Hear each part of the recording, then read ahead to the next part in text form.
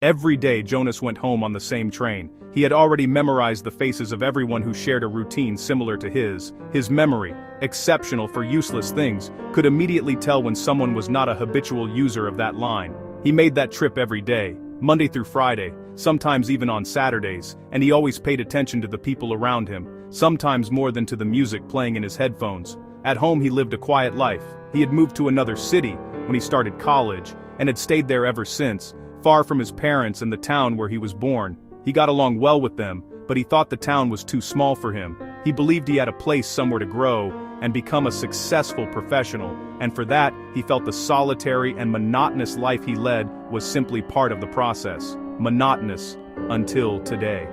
This Thursday there was someone different on the train, in the very same carriage as him. A young woman, perhaps a little younger than him, but also somewhere in her 20s. Very dark hair contrasting with pale skin, loose dark-colored clothes among many formal outfits, white shirts with black ties or blue polo shirts. She stood out, at least to his eyes. 42 minutes of travel, sometimes a little longer depending on how long the train stopped at each station, and Jonas spent every second of that ride, thinking he wished he were standing beside her, chatting about trivial things, complaining about life, or about how they still hadn't fixed the cracked window beside the carriage door, which had been broken for 2 months. But he said nothing. He stayed where he was, standing, listening to a somewhat uninteresting interview in an even less interesting podcast, until he reached his stop and got off, without looking back, out of a mixture of shyness and a pride that came from the lie he told himself as he left, that he had no interest in talking to her. Jonas arrived home that day and, until he managed to fall asleep, his thoughts kept orbiting around the girl from the train. What was she doing there? Was she going to college or coming back from it? Maybe she had already graduated, maybe an internship or even a job. These days companies don't require uniforms anymore, especially around here. He tried to build a scenario in his mind, but the most important thing was the promise he made to himself. Tomorrow, if he saw her again, things would be different. During his sleep he even dreamed about her. But in his dreams, she had no face. Because of that, he woke up wondering whether he had actually seen her face at all, or whether he had created this person in his mind. He was still incredulous at how much space she occupied in his thoughts, despite having had no interaction with her. Still, he pushed it all to the back of his mind and went to work. During the morning commute, there was no sign of the girl. He tried changing carriages twice, but nothing.